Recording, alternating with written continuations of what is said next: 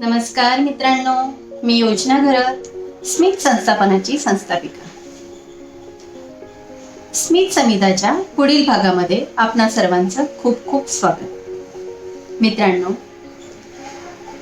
खूप काही अनुभव आहेत, खूप काही गोष्टी आहेत, त्यातनं काही शिकता आलं, त्यातनं काही मानवता जपता आली तर जरूर जपा. आयुष्यात पुढे चुका होण्यापेक्षा ह्या चुकांमधून थोडं काही शिका, एवढीच अपेक्षा.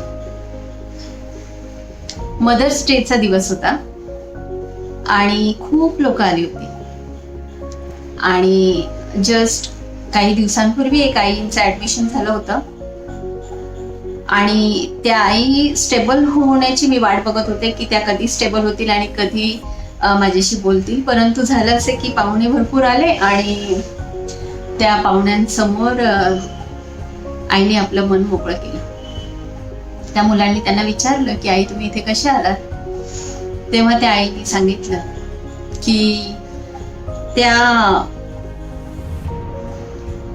एक जन्मताच त्या अंध होत्या आणि एका व्यक्तीशी लग्न केलं. त्यांचं लग्न झालं आणि लग्न झाल्यानंतर 2 मुलं झाली. दोघांचा संसार सुरळीत चालला होता.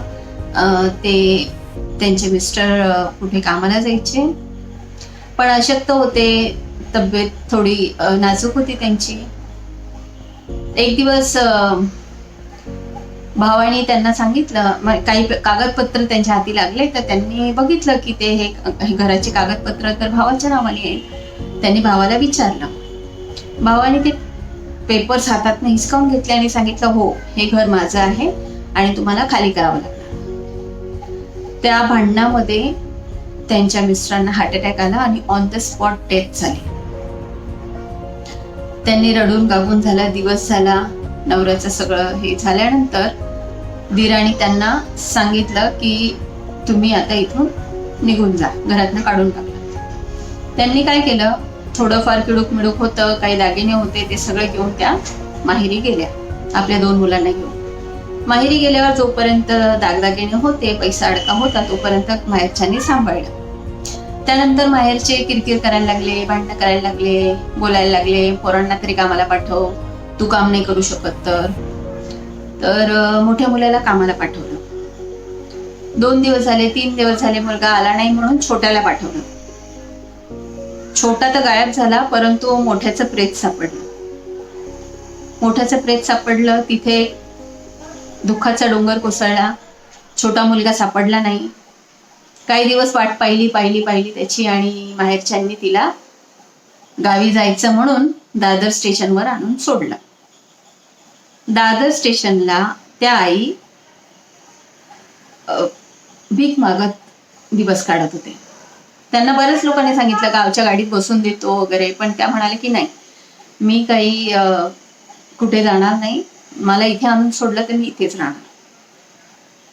त्या स्टेशनवर एक मुलगा रोज कॉलेजला जाताना, कामावर जाताना त्यांना हे करायचा, आपला डब्यातली पोळी द्यायचा खायला. आणि डब्यातली पोळी देताना तो साऊथ इंडियन मुलगा होता आणि आई मराठी होत्या, त्यामुळे तो काय बोलतो हे आईला कळायचं नाही आणि आई काय बोलते ते मुलाला कळायचं नाही. त्या मुलाने काय केलं, हळूहळू आपल्या फ्रेंड्सला, कोणाला तरी शेजाऱ्यांना पाजाऱ्यांना विचारून आईशी तो कम्युनिकेशन करायचा. असंच करता करता खूप दिवस झाले, पावसाळा सुरू झाला. मग त्याला असं वाटलं की आईला काहीतरी शेल्टर मिळायला हवं म्हणून त्यांनी एका NGOशी कॉन्टॅक्ट केला आणि NGO वाल्यांना सांगून त्यांनी आपल्या आश्रमात आईंना आश्रय दिला. आई जेव्हा माझ्याकडे आल्या ना, खूप वीक होत्या आणि आज गेले मला वाटतं 5 वर्ष पूर्ण झाले आईला. आई आपल्याकडे आहे आणि अनेक दुःखातनं त्या ज्या निघालेल्या आहेत. आज त्यांची सगळी सोय इथे होते, सगळं काही व्यवस्थित होत चाललंय. पण आई राहून राहून एक गाणं म्हणते, असावे घर ते आपुले छान, असावे घर ते आपुले छान, पुढे असावा बाग बगीचा. हे जे गाणं आहे ना, हे मला इन्स्पायर करतं की हो, मी एक दिवस त्यांच्यासाठी एक छानसं घर बांधेन, त्यांच्या गाण्यातल्या घरासारखं. आणि हे स्वप्न मी लवकरच त्यांचं पूर्ण करेन. ही मला अपेक्षा नाही, माझा निश्चय आहे. आणि हो, लवकरच ते स्वप्न पूर्ण होणार आहे. तर मित्रांनो, पुन्हा भेटूया स्मित संगीताच्या पुढील भागामध्ये. नमस्कार.